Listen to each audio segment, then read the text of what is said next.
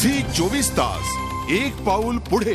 आणि आता दिल्लीवरून एक ब्रेकिंग न्यूज येते आहे। उपराष्ट्रपती पदाच्या निवडणुकीमध्ये यूपीएचे उमेदवार हमीद अन्सारी 490 मतं मिळवून विजयी झालेत। एनडीएचे उमेदवार जसवंत सिंग यांना 238 मतं मिळालेली आहेत।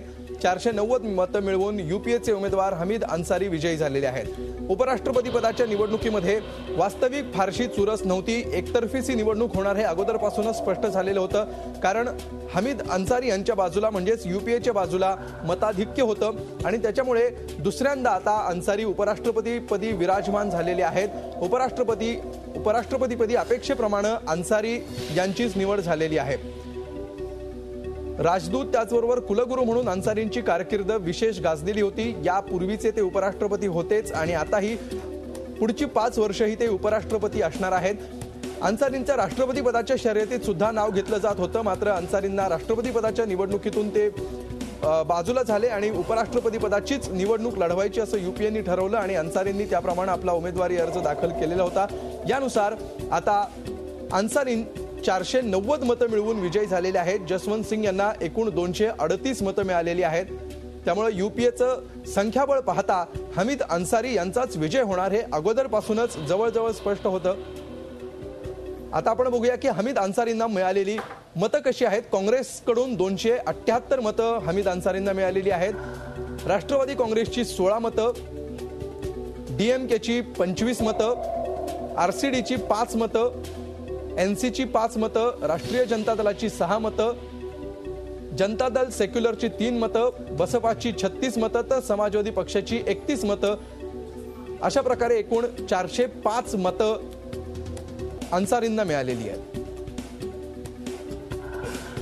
याविषयी आपण अधिक माहिती घेऊया। आमच्या प्रतिनिधी रश्मी पुराणिक सध्या आपल्या सोबत आहेत।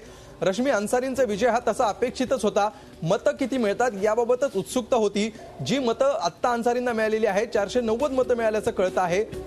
इतकीच मतं यूपीएला अपेक्षित होती की त्यापेक्षा कमी किंवा जास्त मतं मिळाली आहेत?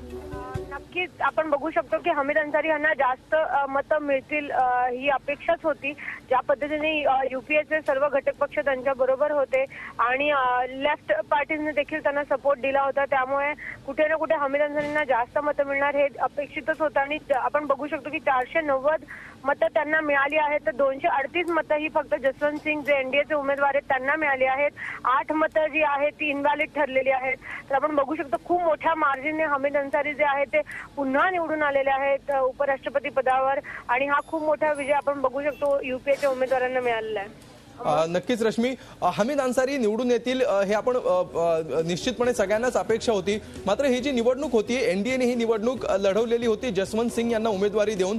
भाजपच्या गोटामध्ये सध्या काय वातावरण आहे किंवा हमीद अन्सारी जिंकणार, यूपीएचं संख्याबळ प्रचंड आहे हे माहीत असताना सुद्धा भाजपने आपला उमेदवार रिंगणात उतरवलेला होता। काय यामागे भाजपचा हेतू होता आणि सध्या काय भाजपचं म्हणणं आहे?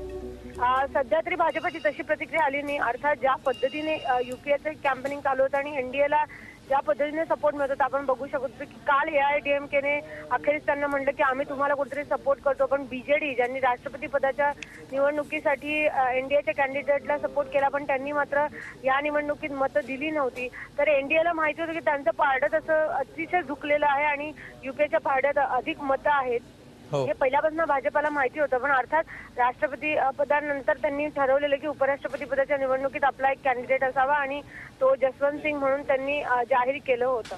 अमोल, धन्यवाद रश्मी या माहितीबद्दल। अपेक्षेप्रमाणेच हमीद अन्सारी विजयी झालेले आहेत। त्यांना 490 मतं मिळालेली आहेत। घसघशीत मतं मिळवून त्यांनी विजय मिळवलेला आहे। एनडीएच्या जसवंत सिंगांना 238 मतं मिळालेली आहेत। त्यामुळे आता हमीद अन्सारी सलग दुसऱ्यांदा उपराष्ट्रपतीपदी विराजमान होत आहेत।